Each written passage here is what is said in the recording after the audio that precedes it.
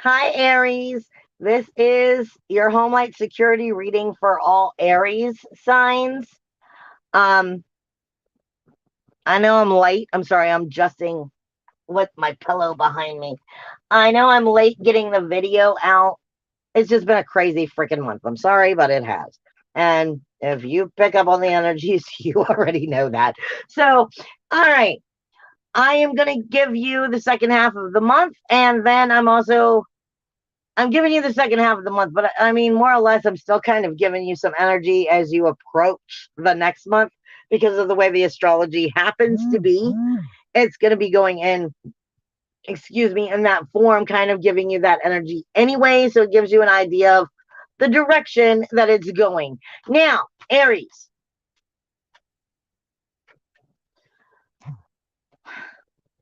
Okay, I'm being told you're getting a cleansing. If you're allowing the communication to tell you the truth, you're getting a cleansing. Um, Trying to help you learn how to communicate with yourself and trust your intuition more, to spiritually grow and trust in your abilities more, your creativity more. But a lot of this also has to do with overcoming stubborn inflexibility that is probably keeping you. The stubborn and inflexibility would be holding on to fear of failure and areas of where you're not speaking your truth with authority, probably because you're not trusting in your deeper truth in general and not coming into your full deeper reasoning for being here, your spirit itself, your communication with yourself, where you're not fully coming into your heart space with yourself. And because of that, it would be holding on to stubborn and inflexibility, not speaking your truth with authority, but it might be because you're not understanding your truth to speak it with authority. I'm also getting, I would say, some fourth house energy, a little bit of fourth house, fifth house energy coming into your inner creativity by trusting in your inner emotional security, where there may be some heartache or some sadness, lack of acceptance, some betrayal, some disappointment that you're learning to overcome. I'm also getting a lot of energy going on with my ears, which may be speaking directly of, it would be throat chakra, but it may speak directly of either are you really hearing what's being said to you versus are you listening? Because that may have something to do with the way that you are making judgment calls. And what I mean by are you hearing versus listening is in our three-dimensional world, we get busy, we get preoccupied, somebody says something to you, and you just take it for what it is at face value or at word value. But are you reading between the lines? Are you able to read the energy of what's being said, the truth behind that energy? And maybe its interpretation may shift or change according to that communication. And if you are actually hearing and listening versus, yeah, I heard you and went on. Excuse me.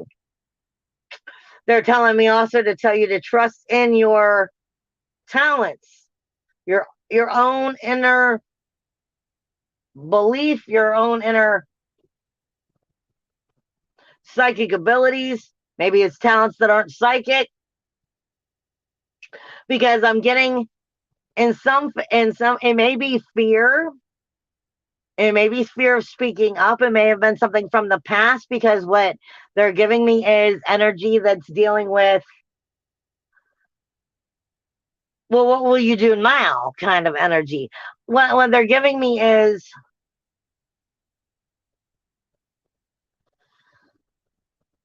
you know, what I call that supernatural highway between the heart and the head. I coulda, shoulda, woulda. Well, if I'd have done it that way, then maybe. Or if I should have said this, or, well, I could have done that. If I would have just, no, that stuff will make you crazy. That holds you on to the stubborn inflexibility of the fear of the lower vibration. And what they're saying is, trust in what you want to do as you move forward, speak it with authority, but make sure you've heard the truth, and then do it. Don't be afraid to take action. Do it. You're holding on to the judgment or the idea or the coulda, shoulda, woulda of what might happen or what already did happen, and stop that shit, is what I'm being told. Trust your intuition. Trust the incoming energy that you're receiving. Trust your judgment, but actually make sure that you are taking the time to truly cipher what the energy and the messages are that you're receiving, both from the outer world as well as from your own inner world, your inner waters, your inner communication. And stop holding on to bitterness and blame. That has a lot to do with the zeal point. They're saying a lot of you, I always, so many people don't pay any attention. I'm constantly saying that mainstream has have screwed up the chakras. They've only given you bits and pieces, and they've left out some very important chakras. And the back of the head here, right here, is the zeal point. It connects with your higher spirituality and your lower spirituality. How you communicate and understand that from a higher vibration or a lower vibration. It connects with the brain itself and its activities. And they're saying the more you listen and hear or communicate with yourself from that lower perspective, the more the negativity is going to get in, and the more that vibration will lower your vibration, but it will also, cause that spiritual negative headaches. It will also harm the ears.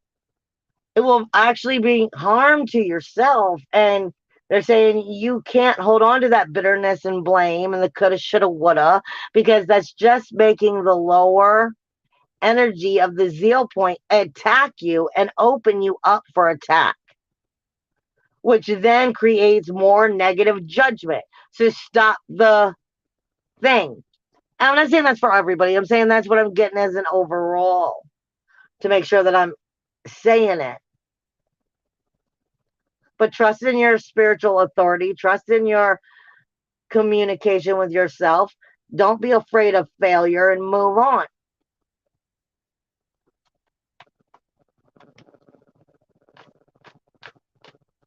And then nobody's perfect, plain and simple. The first card out is Justice.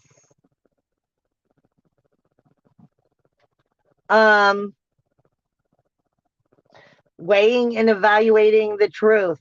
What is real, what is not, what is stable, what is false, what is spirit, what is not, what is of soul, what is not. This is balancing the truth, weighing the scales of justice so that justice can be served. Let me see what else they have to say.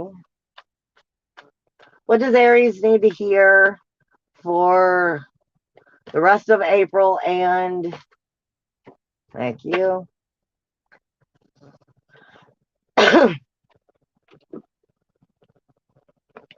It can be over if you want it to be over.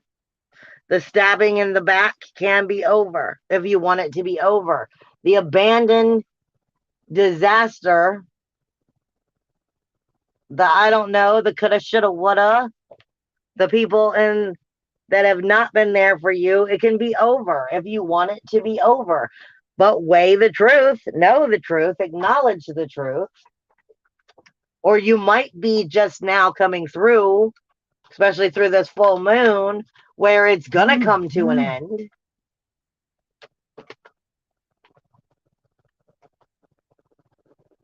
Let go of the heavy, they're saying, because the heavy keeps you from being connected with your inner child, and you need your inner child, your inner fun, your inner play, your inner make believe in order to create, which ultimately is creating your creative expression and allowing your soul to come forward. So stop holding on to the heavy, let it go.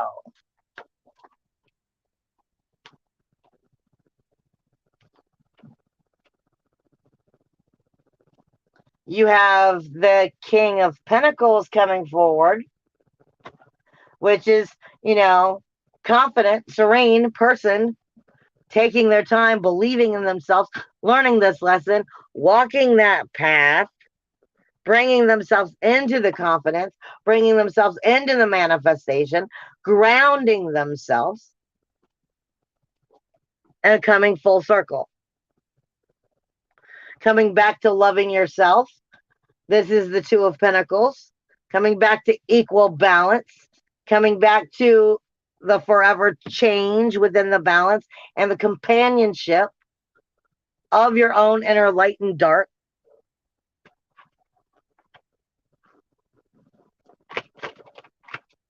Try to make sure I have my cards the right way before I put them away. You have another deck that's speaking, so let me grab it and see what it has to say.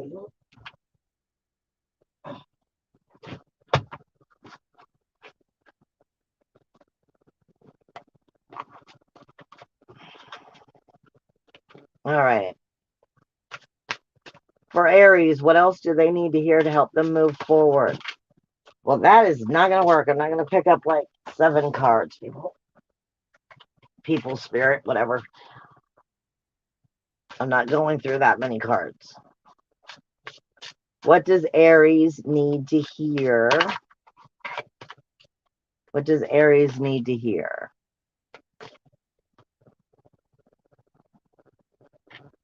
Thank you.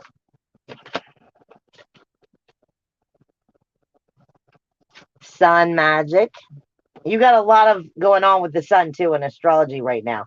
But sun magic is also about illumination in general, bringing light to the surface, allowing the light to surface, to help bring the seeds into fruition so that the growth can happen. Overcoming the sorrow. Letting go of the bleeding heart. Anything else?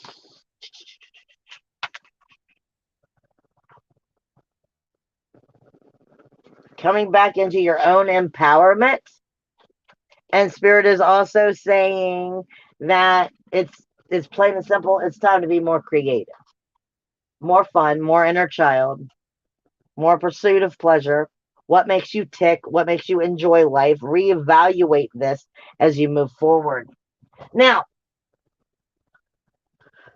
all right. I always tell everybody that I go from where the sun is. Wherever the sun is what is actually the house that you were walking through and what is being illuminated the most right now. Well, the sun is about to leave your first house and is about to enter your second house. So you've been getting a new identity check, a new identification, a new validation of who and what you are, of your self-awareness, your physical body, your personality, your appearance, your character, how you view the world around you. Spirit is saying this is also having a number to do, whether it's a good number or a bad number, with your root chakra itself and your heart chakra. And They're saying whether that's acceptance, love, forgiveness, and moving forward in positive ways, or not, as well as setting the foundations, safety, security, stability of the root chakra, the foundation of what everything holds on, and what that's doing to the heart and healing or causing problems with. Um,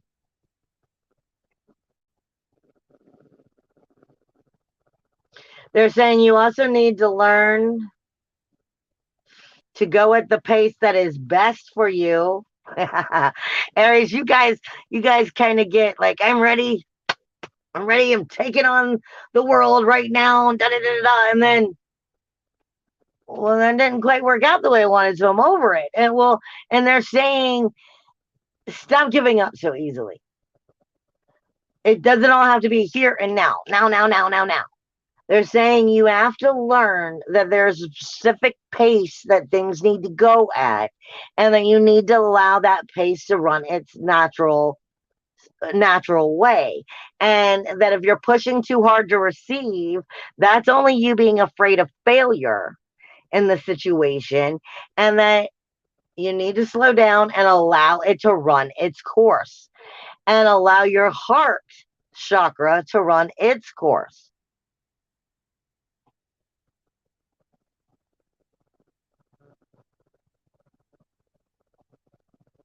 Anything else? No. All right. So let's move into the astrology again. So, like I said, we have Aries energy. You guys have been in your first house. We're looking at your character. We're seeing where your character is growing and maturing and spiritually evolving. But the sun is moving out and going into Taurus, which is your second house on the 19th. Palace is kind of coming through right about the same time. Mercury just did this, but the key here is the sun is going over.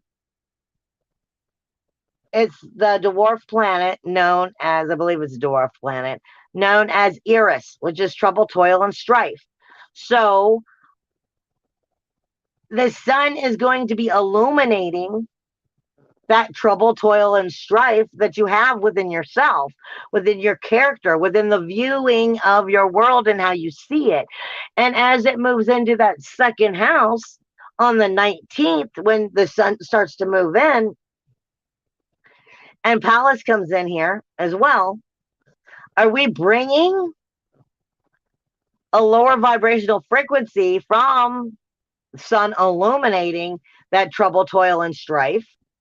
Are we bringing in lower vibrations of how we're viewing the world, or are we spiritually evolving? And what Spirit's been giving me, and I've been saying it the whole time, is I see Eris as Medusa in astrology. And Spirit keeps telling me to use at this time that Amazon Prime commercial. And in the Amazon Prime commercial, Medusa is wearing a pair of sunglasses, and she's ordered a pair of sunglasses, and to look at them kind of like it's a magical thing for her. And even though she got done wrong by the gods, was turned into this horrible thing, she also was left alone, casted out, couldn't be around anybody anymore, couldn't have communication with anybody. And if they came near, she turned everything to stone, ultimately was done this horrible thing. And if you use the Amazon Prime commercial, in the commercial, Medusa found a pair of magical sunglasses, so to speak, that she could put on, which then allowed her, to go to the bar, to go hang out, to be around, to be socialized, to be around people. And she didn't turn them to stone. She was able to still, have a life. And she kind of found a way to get her power back and to tell the gods, well, I don't care what you did, because I caught my power back to me. I called my power back, and I'm able to still evolve. I'm still able to go on. And you know what? Now I'm able to use this power to work for me, not against me. And I can pull up my sunglasses and freeze them if I need to. But otherwise, I can just leave the sunglasses on. And so, as your sun on the 19th leaves Aries because it went over this Eris energy and it moved into Taurus, your universal second house. Is it bringing the energy of illuminated trouble, toil, and strife, and I'm still holding on to it? Or did I illuminate where I've grown, where I've called my power back, where I've learned the lesson from the trouble, toil, and strife? And then it's moving into the second house, which is all about your self worth, your self value, your self esteem, your liberation, your integrity. Did you call your power back? Or are you still in, well, I don't have my power because they did this to me? Grief, sorrow, shame, blame, insecurity, trouble, toil, strife. How are you stepping into the second house? Are you stepping into the second house and pointing fingers and not actually getting your power, but trying to manipulate and push to receive where you're not going to get it? Or are you actually growing to where you've learned the lesson from the trouble, toil, strife? You've overcome it. You've regained your power, which ultimately helped you learn how to regain your independence, your individuality, your uniqueness, your freedom, how to communicate it with yourself, how to believe in it, your integrity. Are you communicating? What are you communicating with yourself? Because this is mainly your focus as you end this month and you work through next month. That's mainly the fork focus. But what they were just trying to say, because you heard them, I kept saying fork. They were trying to say fork in the road. So which fork are you choosing? Which path are you choosing? Which focus are you going to choose? Which fork in the road are you going to choose? Are you choosing the fork, the path that is holds resistance of trouble, toil, strife, grief, sorrow, shame, blame, insecurity, and vampire syndrome? And I'd rather just suck out the dead, bad energy and keep holding on to all the bad and keep bringing it into me? Or have you grown and you're going to take the other fork and go down the I got my power back? I've learned this lesson. This is what I'm going to do with it from now on. You're definitely ending this month on this energy, but then you're going to be entering the next month in this energy. As you come into the third house, this is Ceres. You have Lilith at the end of the house, but she's more or less moving into the fourth. So I'm going to wait until I get to the fourth house. Lilith is still in your, Ceres is still in your third house, which is asking you, what will you continue to nurture yourself? Will you nurture yourself, the communication from your first and your second? What communication from your first and second house are you bringing into you? Are you bringing in that all that point the fingers outwardly, trouble, toil, strife, injustice? Or are you going to communicate to yourself and the world around you how you've grown, matured, and you're going to change this world to work for you? This is the cleansing they're saying. This is the cleansing of how you're going to shift and the judgment you have on yourself by are you doing these things? Now, as you move into that fourth house, Lilith is moving into the fourth house. She moves in on the 14th. Lilith is always asking you what your soul fire is. She's the independence. I mean, Lilith is known as the first wife of Adam and Eve. She was the first one, the first feminine person to go, you know what? I don't care what God wants. I don't want this. And I'm not going to do it. I have a right to choose what I want to be. It's not just fate. It's what I want. Why am I here if I don't have any decision in it? So in the communication that you have, not the communication, well, it is, but in that fourth house, Lilith is asking you, what do you burn for? Are you tapping into your inner emotional security that strengthens you and heightens your spiritual vibration and path and trust in yourself? Or are you submissive and just going to take a lower vibration of your inner emotional security? Where are you going to go? Where are you going to take your vibration? That fork in the road again. Your fourth house is your inner emotional security. It is the roots of who and what you are. It is your foundation that creates the place of self-belief and soulfulness. It is, the roots of who and what you are, but it's also the inner child that learned to grow up and enjoy life or didn't. Were you nurtured or neglected? So you're going to nurture your inner emotional security, or are you going to neglect it? Are you going to be submissive or independent? Now, you don't have anything else here until we get to the energy of where the full moon is going to take place, which happens to be the seventh and eighth house, which is speaking to us of the relationships and the rules of the relationships, the joint resources, joint finances, joint efforts. But the relationships themselves are more than just a relationship. You have a relationship with anything you care about. You have a relationship with your family, with your children, with your spouses, with your work friends. You have a relationship with the roof over your head. If you don't have a roof over your head, you know all about the lack of the relationship. Okay, so anything you care about, you have a relationship with. And then what are the responsibilities to making the relationship work in healthy ways? This is the energy of the full moon. The full moon is taking place in the cusp of Libra and Scorpio. Not to mention, it's actually crossing over Haumea, the collective consciousness. So, how aware are you about your relationships? It's being brought into the collective consciousness, or are you going to live in your inner blindness as to what needs to happen to make your relationships healthy for you and your growth? It's all being brought up with the full moon on the 16th. Now, your 10th house only has Pluto here. But Pluto's been here for several years. I mean, like 20 years. Maybe not quite that long, but approximately.